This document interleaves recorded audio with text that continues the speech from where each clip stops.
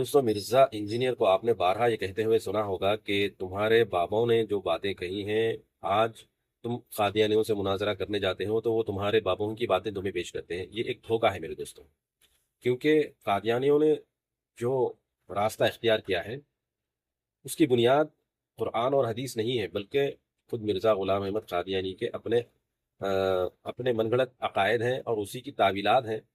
بہت ساری اس کی تعویلات ہیں اور معنوی تحریف قرآن میں کرتے ہوئے، جھوٹ کہتے ہوئے اس نے جو کچھ کہا ہے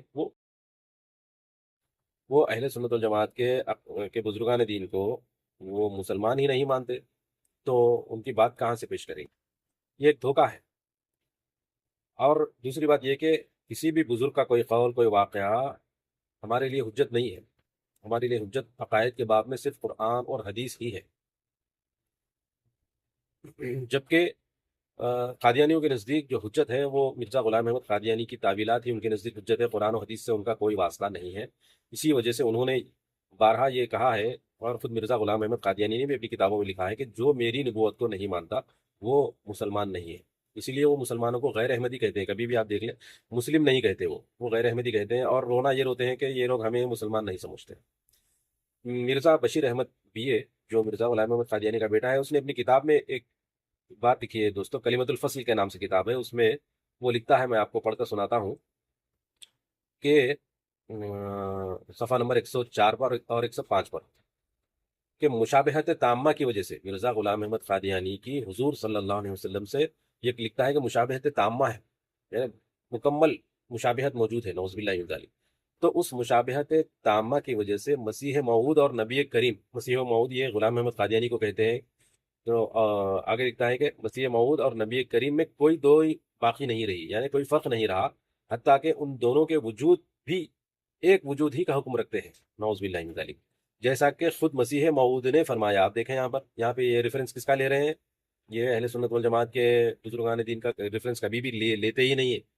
یہ تو مرزا انجینئر نے یہ پھیلائی ہے نا یہ جھوٹ۔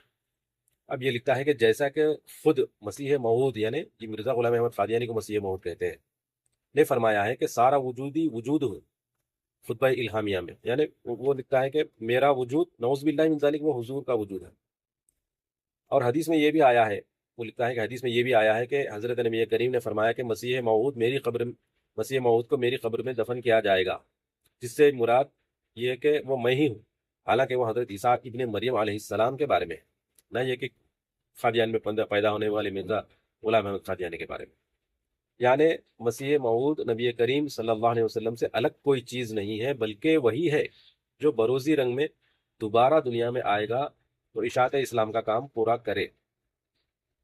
اور آگے لکھتا ہے کہ اس بات میں کوئی شک رہ جاتا ہے کہ قادیان میں اللہ تعالیٰ نے پھر محمد صلی اللہ علیہ وسلم کو اتارا۔ دیکھیں دوستو، نعوذ باللہ من ذالک، کیسے ان لوگوں نے ختم نبوت پر ڈاکہ ڈالا ہے، کیسے ختم نبوت کے عقیدے کو تار تار کرنے کی کوشش کی ہے، اور اپنے آپ کو مسلمان کہتے ہیں یہ لوگ، اور باقیہ دنیا کے تمام مسلمانوں کو یہ غیر احمدی کہتے ہیں، مسلمان نہیں کہتے۔ کیسی بات اس نے کہی ہے، دیکھیے دوستو، بے سر پیر کی بات، کہ قادیان میں اللہ تعالیٰ نے پھر محمد صلی اللہ علیہ وسلم کو اتارا، نعوذ باللہ من ذالک، تاکہ اپنے وعدے کو پورا کریں۔ استغفر اللہ العظیم۔ یہ ہے دوستو اصل قادیانیوں کے دعوے، مرزا غلام احمد قادیانی کے دعوے۔ تو میرے دوستو، کہنے کا مقصد یہ ہے کہ اپنے ایمان کی حفاظت کریں۔ اپنے ایمان، مرزا انجینئر کو سننا اپنے ایمان کو خطرے میں ڈالنے کے برابر ہے میرے دوستو۔